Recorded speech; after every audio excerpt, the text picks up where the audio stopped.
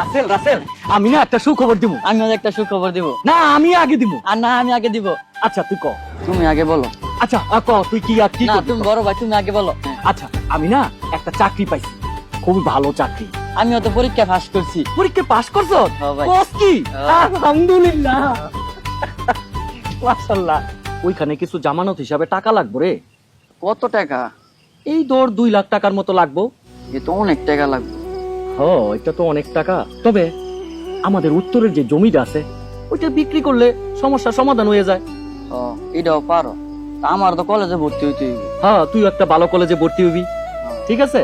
আমিও শহরে গিয়ে চাকরি করলাম, পরে জমি চাকরি করে জমি পরে কিনে দিলাম বাইরে। এটাও পারবা।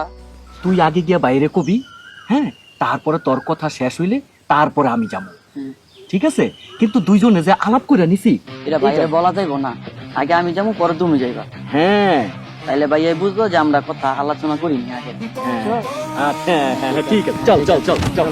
Footsteps on fire.